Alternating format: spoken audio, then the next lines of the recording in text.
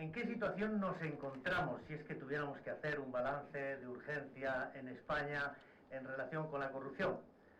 Yo diría que nos encontramos en la situación que uno puede esperar si la hoja de ruta internacional que nos hemos dado para combatir ese fenómeno estuviera aplicada en nuestro país en un 10, un 15%.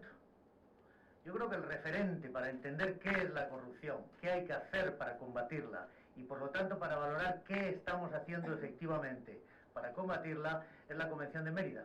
La convención que la comunidad internacional aprobó en 2003 en Mérida, México, donde establecía cuáles eran las medidas y no solamente medidas de represión penal, y este es un aspecto me parece importantísimo a subrayar, para combatir la corrupción. Medidas que afectan a la educación, que afectan al desempeño de los organismos públicos, que afectan a la rendición de cuentas, a la transparencia, por supuesto, que establecen toda una agenda de cooperación internacional que en España no podemos decir que ha fracasado, sino que está en buena medida sin estrenar. Y de ahí creo yo que es donde podemos inmediatamente señalar la tarea por delante. Esa convención dice que para combatir la corrupción es indispensable la participación de la sociedad, y la sociedad española está muy poco articulada en la lucha contra la corrupción. La fundación que ha recibido el Accessit puede ser quizá un ejemplo, pero sigue siendo apenas una isla en un enorme océano donde los ciudadanos estamos muy desarticulados. Es imprescindible también el imperio de la ley, y algo diré a ese respecto. Es necesario que se dé una gestión adecuada de los asuntos públicos, que también deja bastante que desear en nuestro país.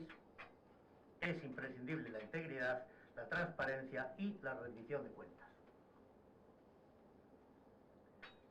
Como yo he estado, ya lo ha dicho Antonio, tanto en España como en América Latina, y en relación también con otros países de Europa, y puedo comparar, creo que hay en muy grosso modo dos clases de corrupción. Podríamos hablar de la corrupción clásica, de la corrupción de siempre, la del Lazarillo de Tormes, y de la corrupción moderna, que es un poco más sofisticada, es la de la globalización. La corrupción clásica es la que uno encuentra más frecuentemente en América Latina, y es la más difícil de erradicar porque está ligada indisolublemente a la pobreza, a la extrema pobreza y también a la violencia. De modo que tenemos que señalar que somos privilegiados en Europa porque en Europa nuestra corrupción es solo plata. Es mucho más difícil combatir la corrupción que es plata o plomo. Y en ese caso, y en ese sentido es que hay que entender y hay que interpretar lo que hacen las autoridades en los países de América Latina, que muchas veces hacen lo que pueden y apenas para sobrevivir. Es mucho más difícil combatir esa corrupción que desde el punto de vista de persecución penal es muy sencilla, porque son los tipos clásicos, la malversación de caudales públicos, el cohecho, los sobornos, frente a esta otra, la moderna, la que tenemos en Europa, que es más sofisticada, que es la del tráfico de influencias, que es la del abuso de información privilegiada, que es la de la financiación ilegal de los partidos políticos, pero aquella es extraordinariamente difícil porque es muy peligroso combatirla. Y porque además, así como aquí estructurar a la sociedad civil no debe ser muy complicado, es una cuestión de voluntad, es una cuestión de conciencia, de entender cuál es el problema y por dónde hay que abordarlo. En América Latina es mucho más difícil porque la gente tiene miedo y es razonable que tenga miedo. Sin embargo, hoy quiero traer a colación el ejemplo de Guatemala porque me parece un ejemplo que todos deberíamos ensalzar, porque se ha producido un milagro en unas condiciones extraordinariamente difíciles. Cuando yo llegué a Guatemala a hacerme cargo de la Comisión contra la Impunidad, nombrado por el secretario general de la ONU, yo dije enseguida, no me acuerdo si el primer mes, pero desde luego en el primer trimestre, aquí el miedo tiene que cambiar de bando, mientras no seamos capaces de que la gente recupere el país que les pertenece y permitamos que 1000 personas tengan arrodilladas a 14 millones, esto no va a cambiar. El miedo tiene que cambiar de bando. No fue posible en 2007, ni en 2008, ni en 2009, pero en 2016 y en 2015 la sociedad guatemalteca se ha echado a la calle.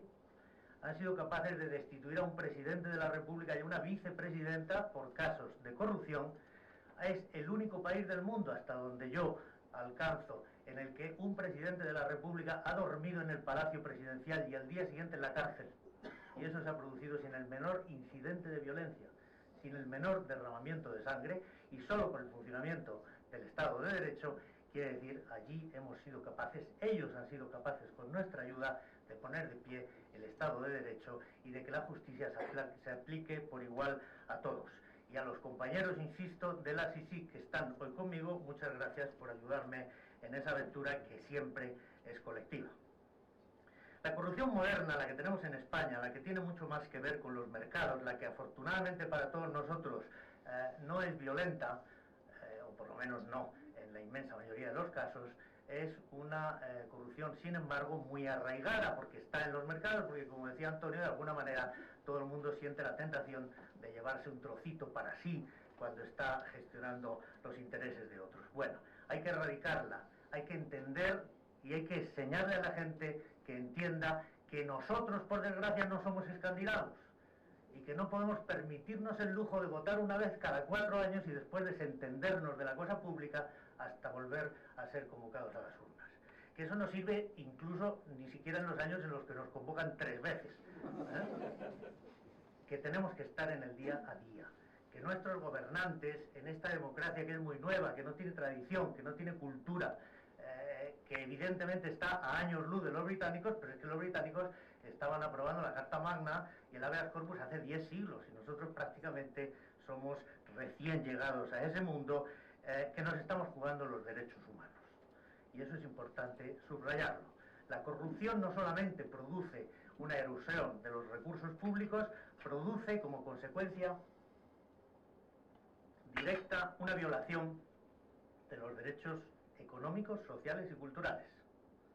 Es evidente, hay menos dinero para la educación, para la sanidad, para todos los servicios públicos, porque ese dinero se está desviando indebidamente a los bolsillos particulares.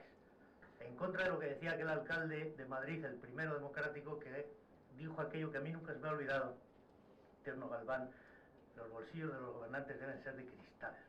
Bueno, ojalá, pero estamos muy lejos de aquella proclamación, y eso que es muy antigua.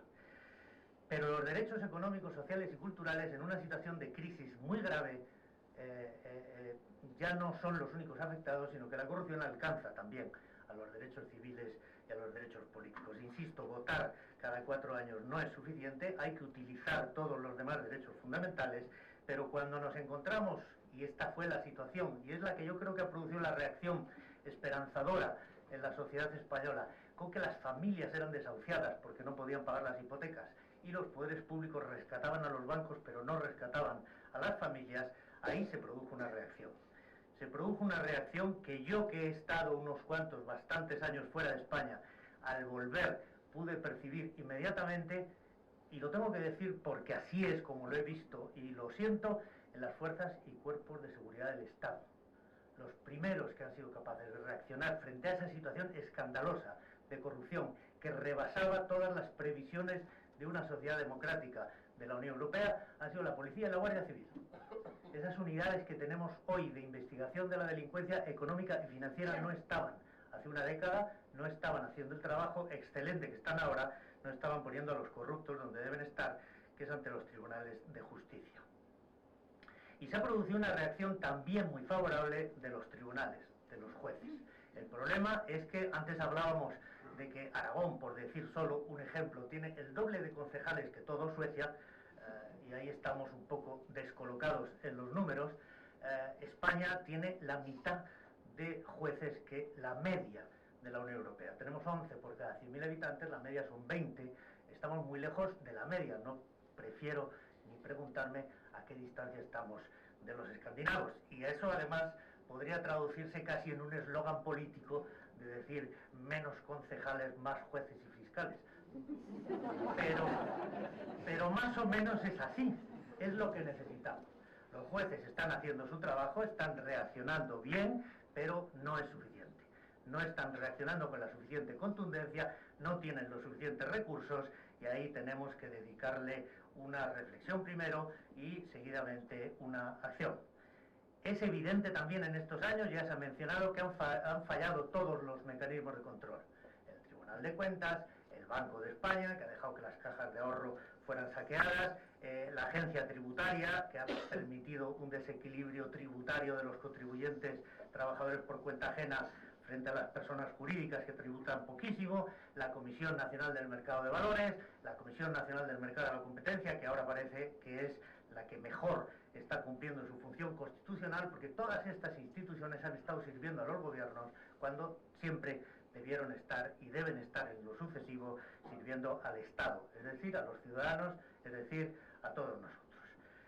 Entonces, y esta es una visión muy personal, pero yo creo que es la agenda que tenemos por delante, vuelvo a decir que no me la invento, sino que la tomo de la Convención de Mérida, que hemos ratificado y que apenas en un 10% estamos aplicando. Necesitamos introducir transparencia en la gestión de todos los organismos públicos, necesitamos un mecanismo efectivo de rendición de cuentas, como decía Tierno, que los bolsillos sean de cristal y que cada gobernante pueda explicar con transparencia qué ha sido de cada euro que recibió del contribuyente y que se supone que gastó en un servicio público. Tenemos que ser capaces de establecer ese imperio de la ley con esos jueces y esos fiscales y esos policías que tengan todos los medios para hacer frente al tamaño del desafío que tienen delante, y tenemos que movilizar a la sociedad. Mientras la sociedad no se dé cuenta de que es la dueña del gobierno, que es la dueña del Estado, que lo mantiene con sus impuestos y que por lo tanto